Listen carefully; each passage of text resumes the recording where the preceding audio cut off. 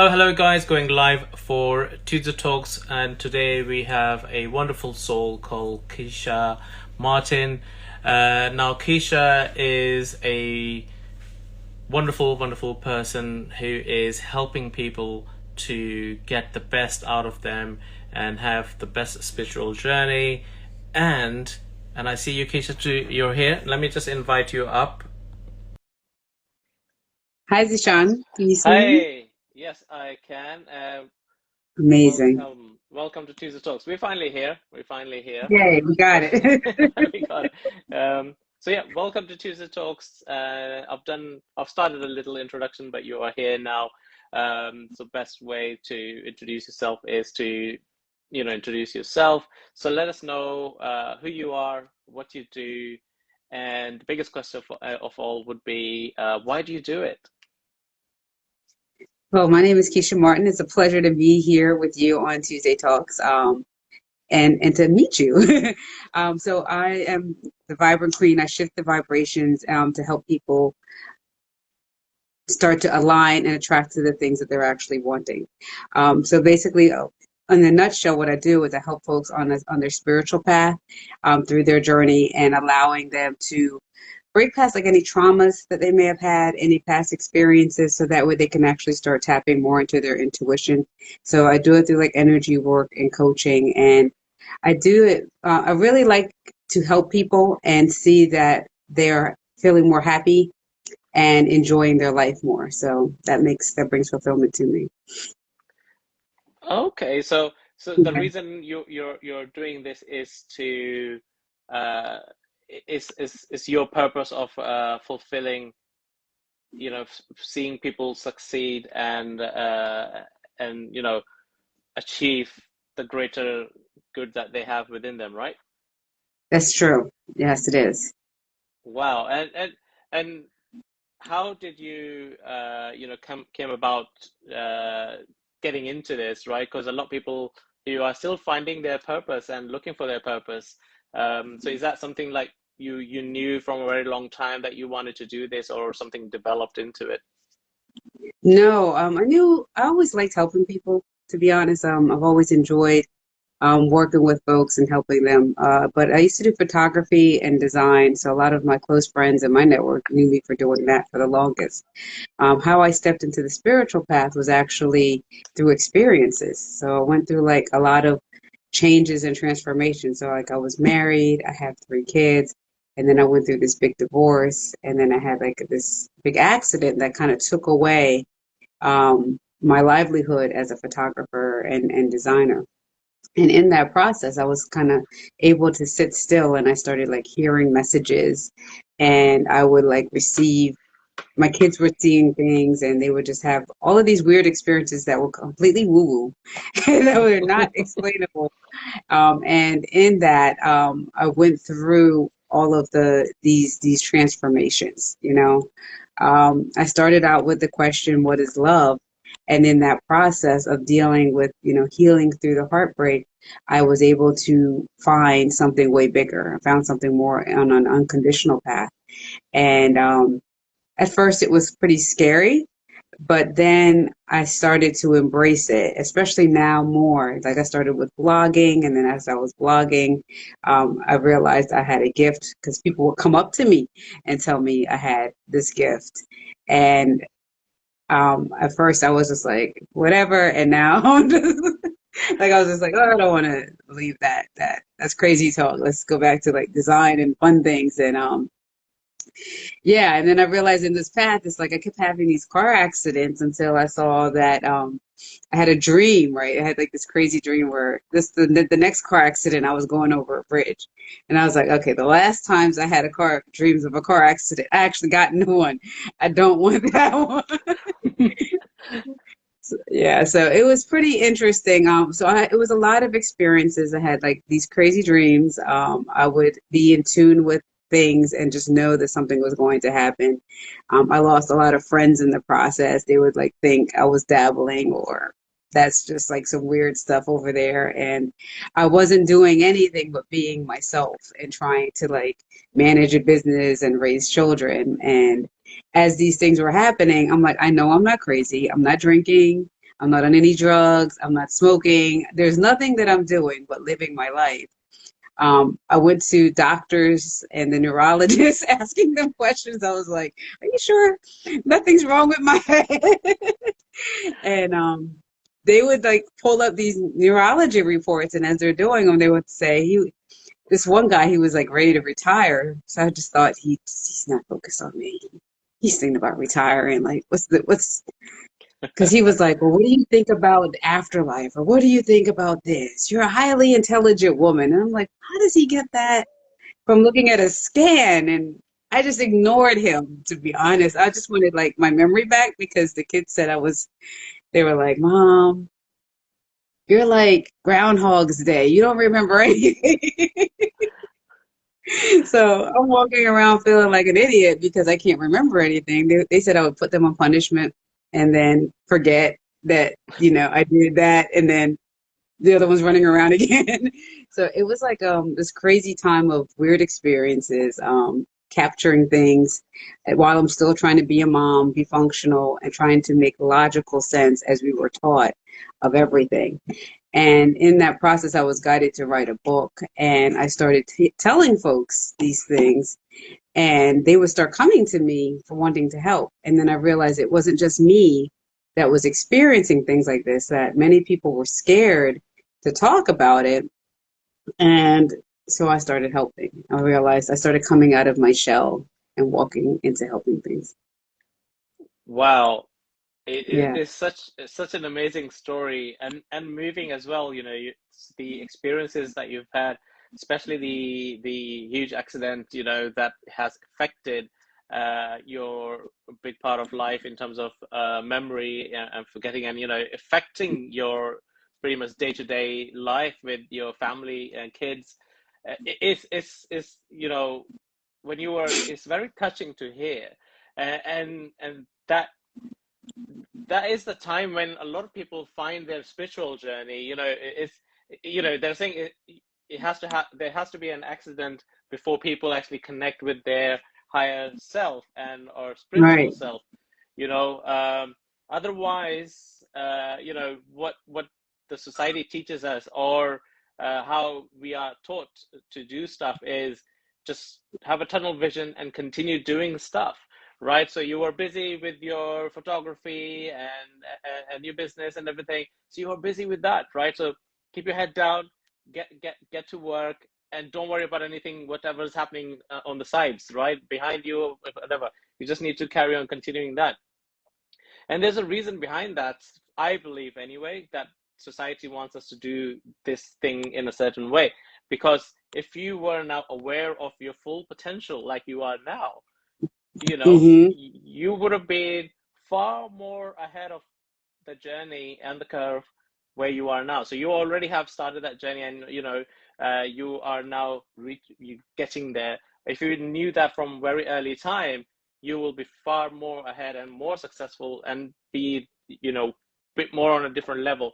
And you said you lost few friends when you started this journey as well. I've heard that so many times, and it's happened to myself as well. I always say, those friends were never your friends then if they are not still around, because it was your time to level up now, because you've gotten to this level uh, from what you already know. Now you've learned new things. It's time to level up, do better things and higher things or different things. And some people move with you, continue the journey with you. Some people stop and they cannot continue with you, and that's when okay, it's nothing wrong with those people who didn't continue with us, because that's their level. They cannot continue until their time comes, and then they would know, right?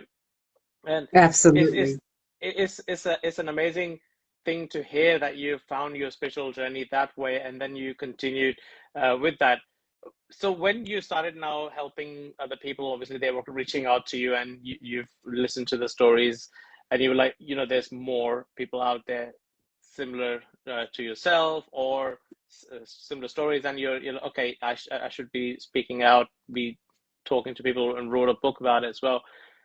So how did now then you started managing that side of the journey with your, let's say, business? Because obviously then you had to become an entrepreneur. to look at so many various aspects of things like, marketing, for example, social media, so many things that people do as an entrepreneur. You wear so many hats. How did you find that balance? And you've got kids as well. So I know.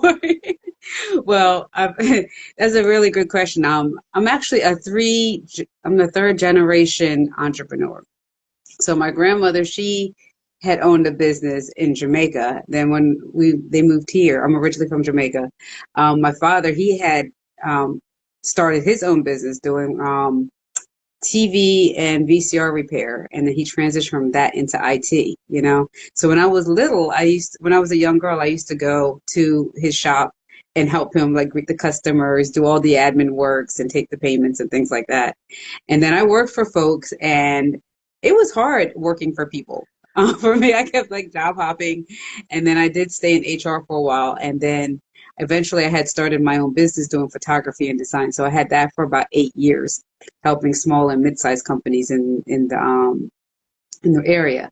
So the transition into entrepreneurship wasn't as difficult for me. It was because as an entrepreneur during that time frame, I learned how to, have boundaries with my children, like in regards to balancing like work hours versus having home life time, you know? So from when they were toddlers, they knew, okay, well, if mommy's door is shut, let's leave her alone. And I learned to allot time for them before I started to do my work. And I realized that balance was key to be able to successfully manage them and be able to get my business done. So like when they were toddlers, I would like, give them their time first. So if they went to school, I would have like an hour before they got off of school and, um, relax for myself so I can switch gears without yelling at them. And then I would help them with their homework, feed them. And then when they were done all the things, then I would start to do like my own business. And then when clients would come in and transitioning to the spiritual world, I had to realize, okay, well, I can't just be on call like I'm a doctor. I have to create like time frames that I'm available, and then working it around the schedule with my children. So that was like the biggest thing is like knowing that. And then as I became an entrepreneur now, what I've learned was like to create block scheduling and timing, because like if you have like this massive vision and marketing, that's a whole other thing to do right there. Because when I did the photography business, I built it off of referrals and I knew how to do my stuff because I was naturally like creative. So when I did something for somebody, they loved it, they told their friends, and then blah, blah, blah. With this business, I had to really learn how to work on the business, work in the business while dealing with seeing the experiences with spirit stuff and connecting with people. So it became like there were a lot of times it was very stressful, but I realized that work life integration was key. Like putting on my schedule that I need to rest is key. And unprogramming my mind of what I think is important, because like a lot of times we've been taught in our society that what's important are things that you can check off, things that are tactile. So like if you hit 50 clients, or if you talk to 10 prospects, if you finished your website design, then that was something productive. What we never valued was like, well, what if you took a long hot bath and in that hot bath you received intuitive guidance on how to solve your problem? Or what if when you were taking a long walk or just resting with your family, that gave you the downtime that you needed to be centered, so that way you're not overthinking and always feeling like you're doing something. So it was things like that. So I had to, because I did everything from my website design to my photography to the admin work, or sometimes finding people to outsource to. It was like a lot. So like there were some key steps as an entrepreneur I can give. Balancing your time, knowing what's important to you. Like if your family life is important to you, and being able to like visualize how you actually want to see it, and getting out of your head of how it is now. Because sometimes we can think, well, it's stuck like this now because I have this job, or my wife needs me to do this, or this person needs me to do that. And then you can feel locked into everything as it is currently. And what is key to moving from point A to point B is to take yourself out of where you are now and to actually visualize where you want to be and start placing yourself there. And when you do that, it actually things will start to follow with the people in your life. They'll start to adjust and you'll start to be able to make room.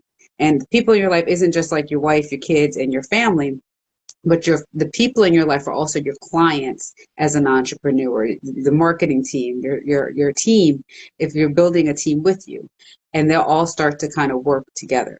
But putting things in your calendar is step three after all of that, and really into thinking of work life integration. It doesn't have to be, oh, this is my job and this is my personal life. Like making it all be a part of who you are. I love this, and thank you for sharing this. And you pretty much what you just said there is something I have incorporated. It took me a while because obviously I had to do certain things to find what works for me. And as you said, society has got us with these tick boxes. We have to check things off list, and we've done that, and that's a successful day. The more ticks you have on your paper, you're like, what? No, that's not how it is, and that system actually used to cause me so much anxiety. I'm in London corporate world, and that is the core belief system there. You have this checklist, and they're like, okay, another thing for your list today, Zishan, another thing for your list today. I'm like, thank you, but I'm thinking about it, I don't have a list anymore. So Right. I've come across now everything gets scheduled, and everything goes into my calendar diary. I've got paper diary as well, and I've got digital ones, but I obviously follow more digital. Write down the paper ones in case I can't get to it. But it's so important to find your balance of what works for you, but you can only do that if you are trialing different things. If you just do one thing and you say, well, it's not working, and you still trying to achieve it, you're never going to achieve it, because that's not for you. I know that I'm not the best swimmer out there, so I don't try to swim a lot. So I know, because I cannot swim. I'm okay with the water, so I'm not like, I can go in, I can paddle about a little bit, but I cannot swim. So I go in the water, but I don't swim. So I Right. know I cannot do this. So those checklists, I cannot do it. So I was like, well, I need to find a system that should work for me. I cannot have no job or no entrepreneurship. So I need to find the system. And that's what started scheduling. I even schedule my lunchtime, some me time, Yes. everything is scheduled. So during my working hours, if I need me time, it is scheduled. Obviously, let's say nine to seven. Anything after that is not on the schedule, because that's family time and whatever is happening that time. But anything Mhm. from 9 a.m. to 7 p.m., everything is scheduled. Even if I need to have lunch, even I need to go for a walk, I just need to sit in my backyard, if it's a nice sunny day. So there's things there, personal development, things like that. It's all scheduled in there. And what happens with that is your brain gets triggered into that pattern of looking at the calendar, or when the calendar notification pops up, you're like, okay, let's start wrapping things up, because it's a 15-minute notification. So you have 15 minutes, start wrapping things up for what you are doing, because this should be done now. If it's not done, we'll move it on to the next day, because that's what it is. You only have certain amount of hours to do certain amount of things, right? And because two of my favorite entrepreneurs, who Elon Musk and Richard Branson, they have the same amount of hours as you and I. How are they so, successful and still achieving great things? Is by scheduling stuff. You won't see them doing things that they don't need to be doing forever, and they have new projects every time. They focus on a project, they make a success, move on to the next project, and that's how it's supposed to be. There's nobody saying that you can't do so many things. You can. Some people are good than others. So if you are able to multitask and handle various projects without getting confused or which project is what time, great. So you can do it. But ideally, what you just said actually works 100%. I can guarantee that. Schedule everything. What gets scheduled gets done. That's what I always say. What gets scheduled gets done. So whilst you were doing this, and obviously you have to balance everything with the schedule and everything, how, what was your drive during the low times when obviously being an entrepreneur and you're having your spiritual, shall I just call you a spiritual guide as well? Yeah. Yeah, Um, that's fine. and a spiritual guide. I'm sure there will be moments that, we all get them where you weren't feeling like it. You're like, okay, today is not the day. What do you do that time? Oh God. There's so many times I was like that. There's so many times because it's like I wasn't like there's some folks that go out saying, "Oh, I want to be a healer, or I want to be a light worker, and I want to be a spiritual guru." And I was not that girl. I was just like, I don't want to do that. You want me to listen to everybody's problems, and you want me to do this and that, and but it was happening naturally anyway. I'd go to Walmart, I'd go to the store, I'm pumping gas, and some stranger would just walk up and here I am hearing everything. So the days, so there were plenty of days that I just was like, I don't want to do this. And what I would do was there's times I would ask for guidance. I would ask and trust and have faith. There was times I'm like, God, because there's times that, especially after losing so many relationships, I was challenged on, do I want to help people this much? Am I really passionate about this? Do I really love doing this? Can I see myself doing this every day? And I would ask God to show me. In such a cruel world, especially when you had so many like negative things going on, you say, God, can you show me um, at least a kind person? And where a phone normally wouldn't ring, because when you get to a certain age, your phone doesn't ring like all the time unless it's for business. And I then know I that. would, Yeah, yeah. yeah, like my phone rings for business. That's pretty much it. And then unless the family's going through a crisis, then they say, Keisha, I need your help. So I was like, well, God, I need like a regular phone call. Like, I need to hear that the world's still kind. And I actually would get, if not one, up to 4 or 5 people would just randomly call me just to be like, hey, Keisha, how are you feeling? And just remind me that, you know what, this is real.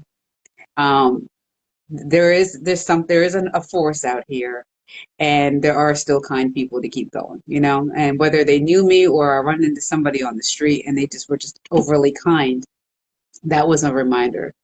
Two, I would do some of the things, whether I would do something I love to do. I love music. So dancing is one thing. Oops, sorry. Putting on some music. It's always the first. Somebody was calling. Sorry. We spoke up calling, right? Yeah, yeah, yeah. So I do things that I love. I would put on music. I like to be around people. So I would go in places, whether we're taking a walk at the park, especially with COVID time. I would connect with family or friends over the phone, um, and just doing something that I enjoyed to bring up my state. Um, sh- I love baths or water, so if it was too cold to be at a pool or go to the beach, then that would be my thing. That would be my jam. But summer times, I would try to go to like somewhere near water, whether it's a lake and sit by the park, and I would do meditation. I know folks have a hard time meditating, but when I take the long deep breaths, they help me up quite a bit, and I start to bring myself back to a nice norm. There's other times I would just help somebody. Sometimes when you're getting in your own way and you keep thinking about a problem, the best thing to do is to help somebody else. So there's times if I found that I was overthinking, or maybe I picked up somebody else's energy and now I'm carrying it. The meditation would help me to release it. And then two, taking action and doing something else. So helping someone else always seemed to bring my vibration up. So like yesterday, I was starting to feel a little like I realize it's a food allergy now, but I wasn't feeling like my normal physical self. Like I felt like I was getting these symptoms. And I was like, because I'm practiced helping someone else, I didn't cancel I have a group meditation for the program that I'm in. And I said, I'm not going to cancel the program, I'm just going to do it. And by the time I was done the meditation with my group of folks, I felt way better. Like the physical ailments I was having, it was like my scratchy throat and stuff like that. It went away. And then I just felt better for the rest of the evening. So helping somebody else, doing something that you love, taking time out for yourself, like resting. So if you can't meditate, maybe just take a nap, just rest, and allowing yourself to reset, refocus. And the last thing I would say is gratitude. It's when you are down, one of the best ways to rewire your mind is to start looking at what is really good in your life and appreciating those things. Because there's always going to be an obstacle, and we will always deal with those obstacles the same exact way if we keep the same thought patterns. When you take that moment to pause and breathe and just like relax a little bit. And maybe even just look around your room and start with saying, you know what, that's really nice. Those are some nice plants I have here, or outside is really pretty today. And just like starting to change into something more positive versus focusing on the negative. What happens is your mind automatically does a switch because imagination is just that. And how we feed our imagination is up to us. A lot of times we correlate the word imagination to something positive, like really great. But if you really think about it, we're imagining all the time. Only difference is when an obstacle comes, we're choosing to use our imagination for the doom and gloom. Like, oh my God, when she calls me, it's going to be this problem. Oh my God, if I do this website tonight, I know they're going to fuss. Like we can have a way of co-creating such a negative outcome with our imagination that we don't realize that we're actually a part of this creation. So, by taking the time to switch your mind from a negative thought and moving it to something positive, something that you want, like if you're in a relationship and you don't want that her to fuss when you come home because you're working again. The thing is to say, you know what, just start paying gratitude or sending love to this person and starting to visualize them as you want them to be. And you'll notice how you shift too, because now you kind of start to have more compassion for the person. You're not as focused on the negative, and now you're starting to kind of embody more of an outcome of that what you want. And the hardest part in doing that is telling ourselves what I'm saying is not true.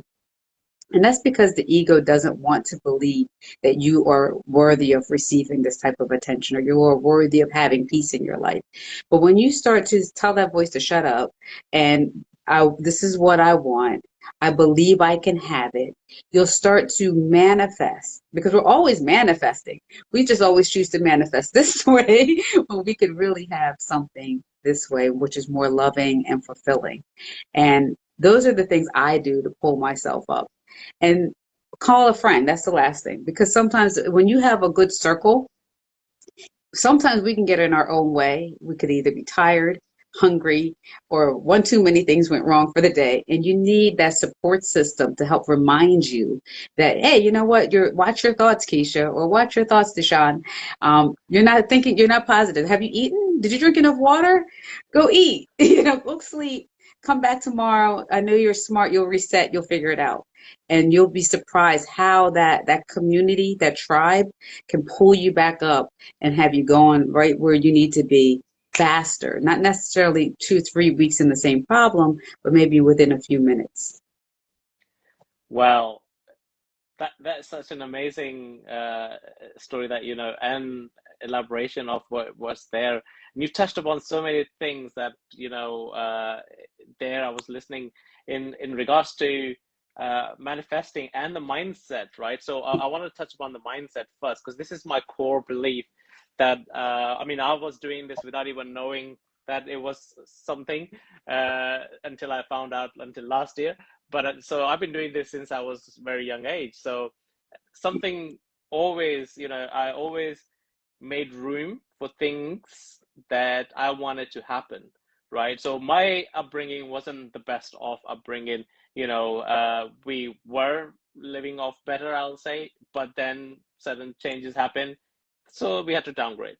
But then Right. obviously that affected, right? So me being very young, kind of understood, kind of didn't, but why I can't have certain things anymore.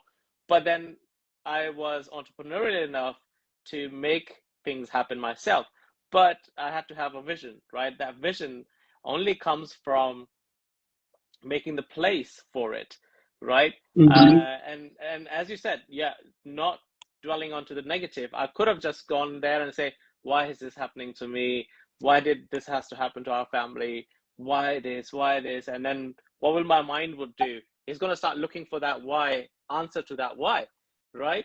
And how would it know the answer to that why? Because the mind doesn't have any answers. It only knows what you've done in the past and what you are Exactly. thinking of now, right? So he's going to look into its archive files and everything since you were born to now, what you've done. Oh, okay, this scenario looks similar. Let me just bring that in front of him and then see if he knows. And that's what happens, right? And another thing that I would add on to that is to be aware of the obstacle or the challenge that is happening. So I've removed the word problem from my vocabulary. There is never no problem in one's life. So especially my life, it doesn't exist anymore. There's no problems. Right. Now there are challenges, there are obstacles. You know, those are the two things that you incur in everything you do, right? So go back to your school days. If you were a sporty person that you've taken part in a sport, you get challenges given to you, right? Oh, this is challenge one. You're gonna race this distance. You're gonna do that and level up to two, three, and continue.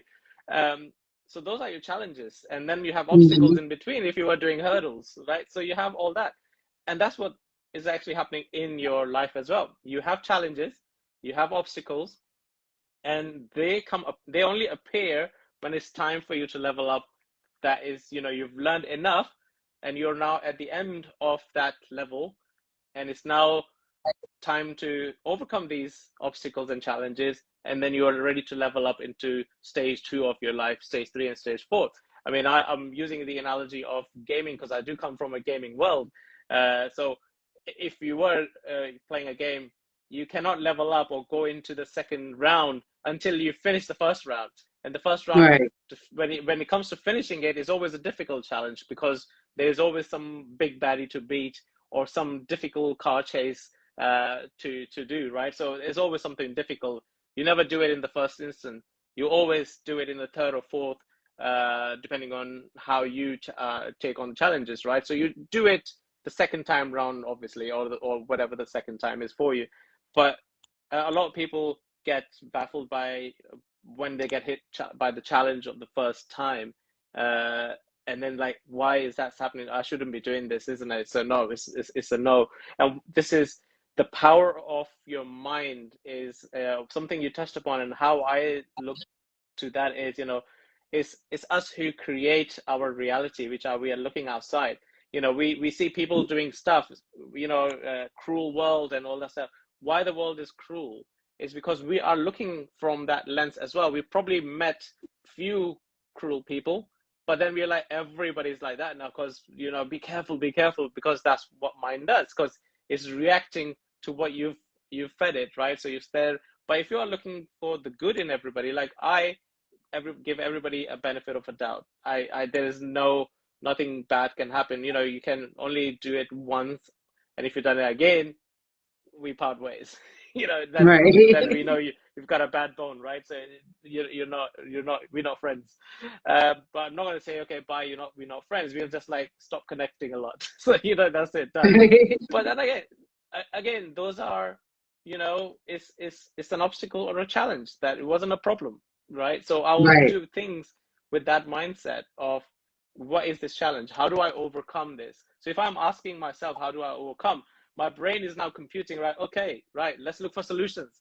Do I have a solution from previous things that he's done? No. Let's come up with new things.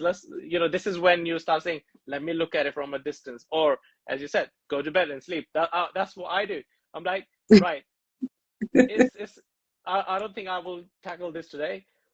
Close down everything, relax your mind, sleep early if you need to, have a bath, sleep, and wake up the next day. Amazingly, your brain is working whilst you're sleeping, and he's Right. already found a solution, which it will bring it to you in the morning, because you will now come up with the solution whilst you're having the shower, right? Exactly. Or And you'll have that's a how, dream or some kind of thing, right? When in your sleep. Wake up yeah, smarter. yeah. Exactly, exactly. It's the a lot of people underestimate the power of mindset is you can. I even go further to say, you can pretty much, if you're able to think something, you're able to create that something, right? Is the mind is that powerful. I mean, you can, using the example of Elon Musk, he's trying to get that rocket to Mars and making sure that it comes back and lands back on Earth safely. At the moment, currently, Right. the rockets are single use. When they go up, they're just gone. So there's lots of rubbish in the space floating about, right? So he's saying, why? Let's try to bring back that rocket and reuse it. And he's been some sort of successful in it already, but it is Hmm. one man's vision. He stunk it, he thought about it, and he's creating it. And we That's all right. have the same power. We all have the same power. It just depends on how focused are we on and how important it is to us, right? It's absolutely. You're absolutely right. And that's where I find like I had to work on the mindset piece even when I work with my clients now. It's like because I'm doing energy work and then their conscious mind is just like, what are you doing? It's going to, and I know it firsthand because that's what I experience. Like there's times I have an experience and I had videos and I have audios and I have people that were there with me. So we all experience like these weird, unexplainable things. And then the brain was like, it didn't happen. You imagined it. You're this, you're that. And even though it's that way on the woo, and it happens even in the entrepreneur world on a daily basis, like, well, you can't be on television or you can't make a gaming site where millions of people are downloading it. You can't, like, remember the time you failed, like your brain, it works the same way, and it really requires us to be able to get in tune and be in alignment where you can really receive those type of downloads. Not necessarily just to receive them, because some folks are content with, oh yeah, I remember when I had an experience like that 5 years ago. But what happens is they'll let it go because the brain got in the way, the ego got in the way with all the limiting beliefs that you can only happen once in a while, or maybe you have to go see a guru to get that. Where what I'm showing you is like how to do it regularly, several times a day, so that way as you're like coding or creating a game, maybe there's something else that can come faster. Maybe instead of you working 20 hours a week, maybe you're doing it in 5 to 8 because you're resting more, receiving the information and doing things that way.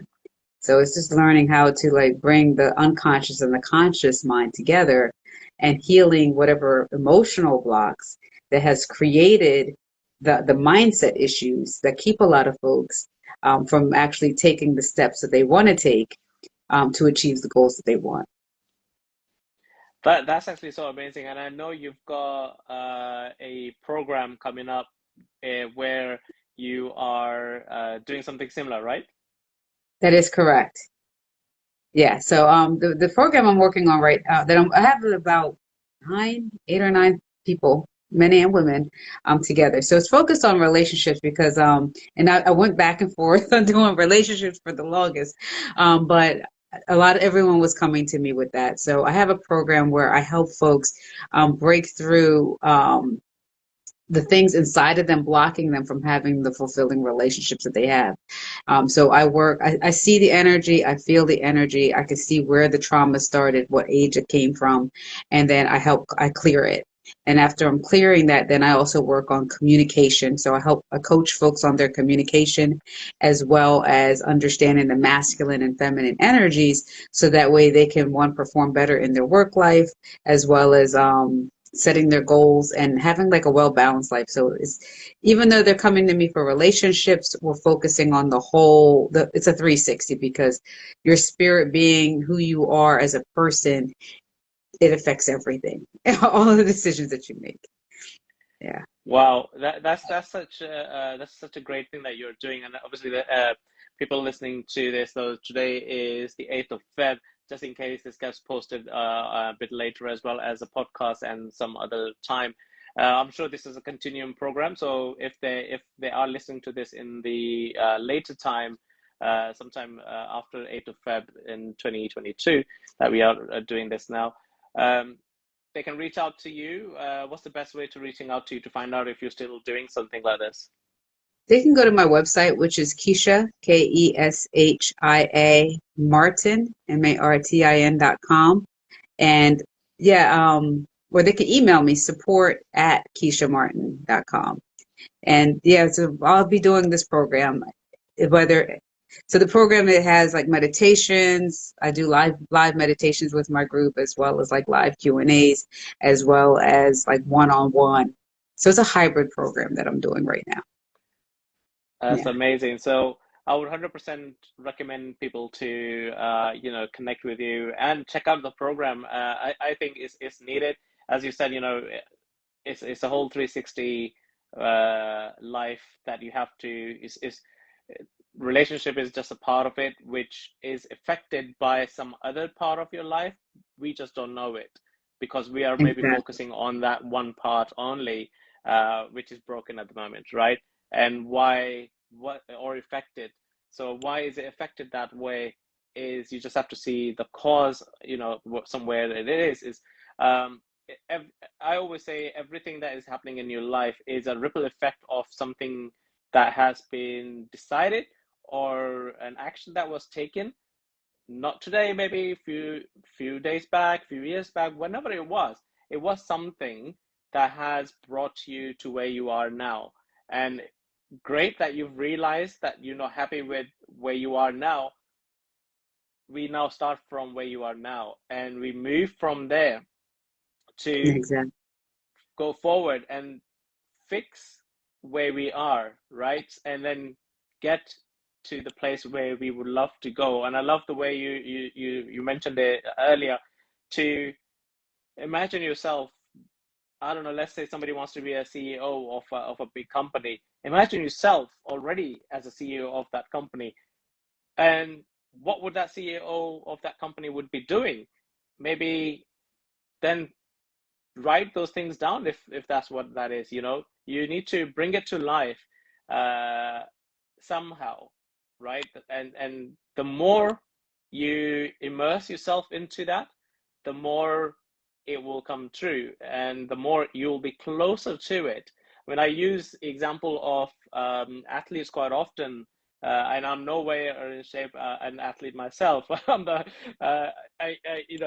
I'm the least sporty person out there, but I am always in awe with their commitment to a certain sport. For example, Olympians, you know, they they they spend a whole year to 4 years, whenever the next Olympic is, to compete, practice, to be the best in their chosen sport, to then compete nationally so that they can be chosen to be sent to represent the country, right? Right. So if there are, let's say, a group of five athletes who have the same dream, why one or two gets chosen for that particular sport, right? Let's say two get sent. But why? What about the rest three? Did they not have the same dream? Yes, they had. What would be the difference is how much effort and time was put in, right? Did they just practice their normal practice hours and then went home and went about their business? As others, they maybe did more and did their homework after hours, which meant when it came for the competition, they were bringing their A game instead of just the game, right? And the Exactly. A game always comes from what from within you and how much you want it, and that's where it comes from. I always say, let's say if you were in a burning building, what will you do to escape? That's where your A game comes in.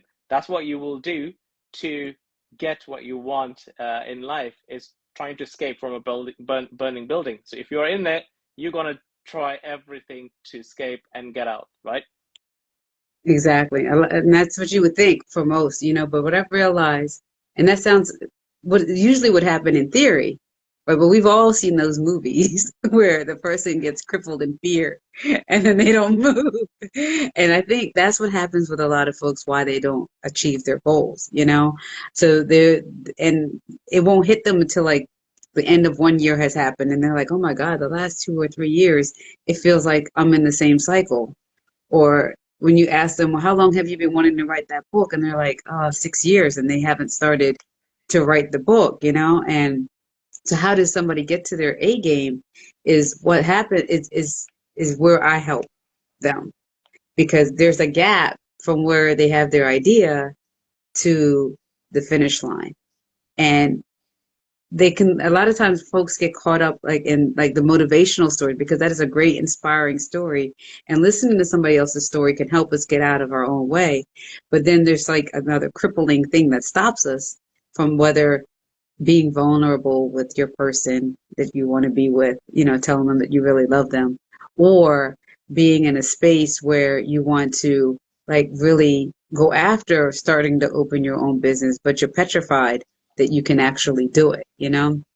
So you keep like finding ways to not do it, like creating narratives. And whatever narrative we create is one starts from that imagination thing again, what tells us that so now we put it into words, we put it out into the physical by using, sound vibration by saying, yes, well, I'm not sure how I can do that. So I'm just going to keep working my full-time job before I can actually go out on the limb to start my business. Or maybe I need to get more education.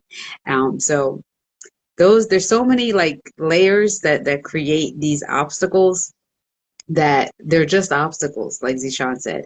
They're not problems and they're actually not real. If you just take moments to rest and allowing yourself to like breathe in and see and start asking the better questions to how to get to this end result and not trying to pile into your day like a long to-do list, but maybe just stick it to a post-it note just to get those 2 or 3 things done and that's it. You'll see a world of a difference. That's so wonderfully said. I couldn't have put it even better myself. So that's amazing. So Keisha, I would like to say thank you very much for today and accommodating this a late hour as well because we started a little later. So thank you very much for coming on to Tuesday Talks and sharing your wisdom and your journey. And keep doing what you're doing. You're doing amazing. Uh, we should be wrapping this up. Is there something you would like to say to wrap things up for the listeners who are listening? Just like to thank you for giving me the opportunity to be able to speak. And for the listeners, just to know that it's just a moment. Sometimes when you're having a bad day, it's really just a moment, not necessarily a whole entire day. And if you remind yourself in that moment that this is just a moment, you can then decide how long shall this moment last and use Wow, that to that is amazing. It all comes down to decision. I could not agree. We always have that choice to make decisions. And thank you very much, Keisha. Thank you. And for listeners who are listening to this or people who've just joined, you need to watch this. So rewind. It will be posted onto IGTV. It will be there, so you can watch it from the beginning. There are lots and lots of inspirational stuff shared. Who knows? You might be able to adapt some things that we've been sharing here. And if you also had, a sparking moment or an aha or, a light bulb moment, so it's our now duty to share this with someone else that came to your mind as well whilst you were listening to this, because it's our duty if we come across an inspirational story or something that just created a spark in you to share with others, because we do not know who's just woken up on going to bed thinking of a better tomorrow or today. So, and if this has created a spark moment for you, it might just create the same for them and get them started. That's all we need. And so thank you very much again, Keisha, and thank you very much everybody else. We will see you next Tuesday. Bye bye. Bye bye. Thank you.